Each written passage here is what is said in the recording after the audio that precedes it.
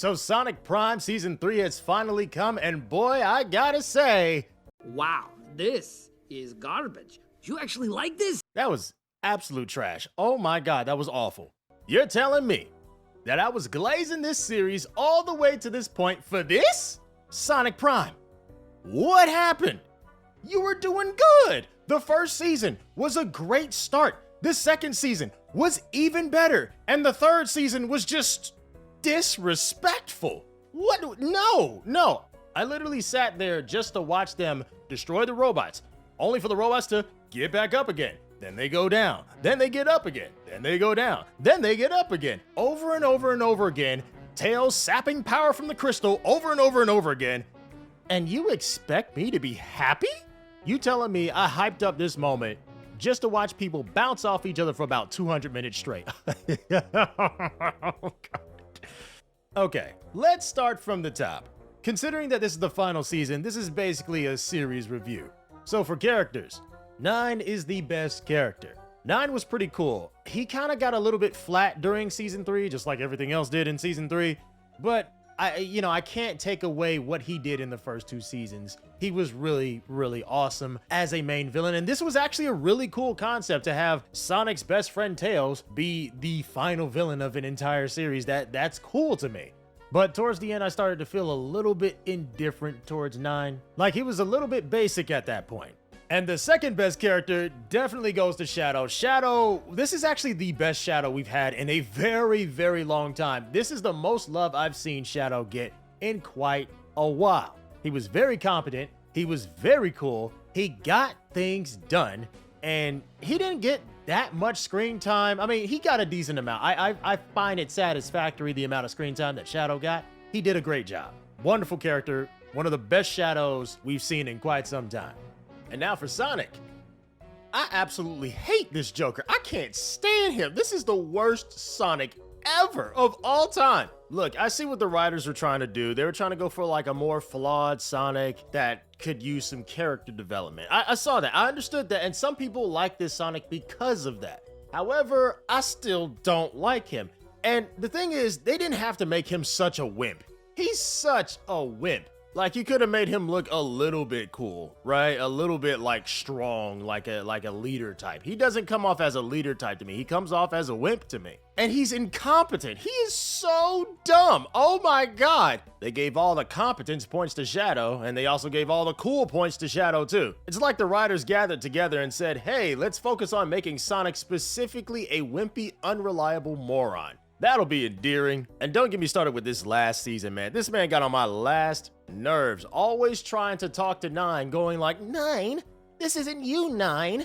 Come back to us, 9. Date bayo. Nothing but talk no jutsu over and over again. I mean, I get talking to him the first time, but not the second and third and fourth and fifth and sixth and seventh and eighth and ninth and 10th time. He kept talking to this man. I've never said in the entirety of my life that I hated Sonic.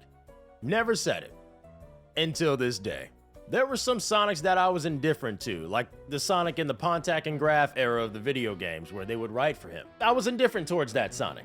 But the Sonic from the very beginning all the way up to Black Knight, I've always loved that Sonic, right? Always loved him. But this Sonic, this one right here, I hate him. I hate him. You would have never caught me say that Shadow is better than Sonic before this day. But here I am, I'm saying it. Shadow is better than this Sonic. I have to say it because he's actually like a competent character. Whereas this Sonic is actually just, in my most humblest of opinions, kind of trash. As for all the other characters, they were just kind of extras. I'd hate to say. There were some that were really good. Like, for example, the Amy's. The Amy's are phenomenal. They have like this whole sisterhood thing going on, and it's incredible. I actually really enjoyed that. And actually, one of the best moments from some of the more sidelined characters is Rusty Rose. Rusty Rose in this season, in season 3, she actually had a really good moment where she was facing off against another robot, Amy. And she was like, you don't feel anything, but I do. And during the fight, they had this great choreography, this great fight scene between the two. And eventually, Rusty Rose ends up finishing off that robot Amy by taking the robot Amy's hammer and finishing her off with the hammer. And that was good. That was good. That was good writing. That was amazing because Rusty Rose never wielded a hammer before. Never did in the entirety of Rusty Rose's life.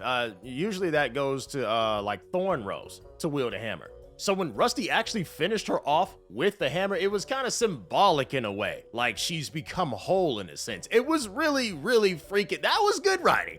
That was great. So the Amy's were phenomenal. As for like the Knuckleses, no, they weren't phenomenal. They were just there. They existed. As for the Rouges, no, they didn't do anything with them. As for the Bigs, I honestly forgot about Big like every season. I'm not gonna lie to y'all.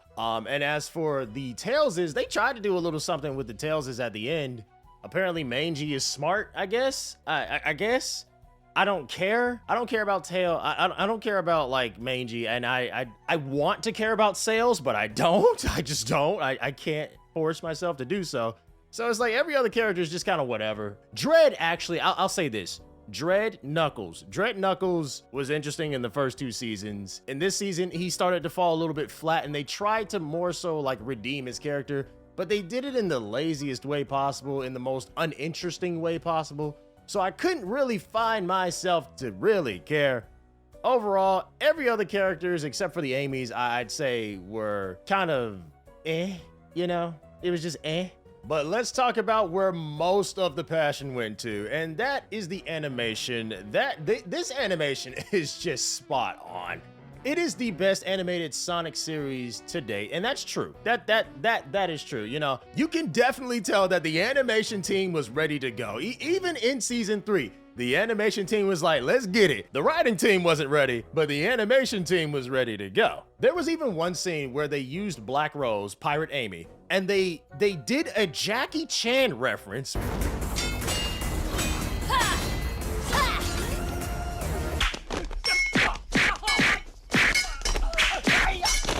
Which was so good, and I'm like, these guys have passion for their work. They truly do.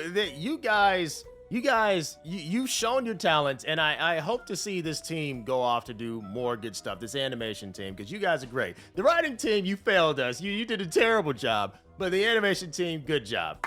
Wonderful job. And now for the story, well, season 3, let's just focus on season 3, right? So season 3, I don't know what you guys were thinking. I don't know why you guys did what you did, but it wasn't fun to me. I didn't find season 3 to be fun. I didn't find it to be hype in any sense. It was like, there was actually more hype to season 2. Season 2 had like Prism Sonic and the Prism Titan and everything. And I even had a theory in my previous chapter reviews that I said, oh, the Prism was not whole. Maybe if we get the full Prism, because like if we got the last piece of the Prism, the Paradox Prism, we could get like a new form of Prism Sonic.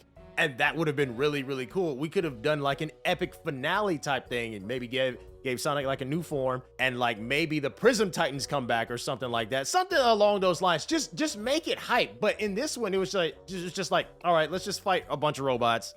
Then we fight 9.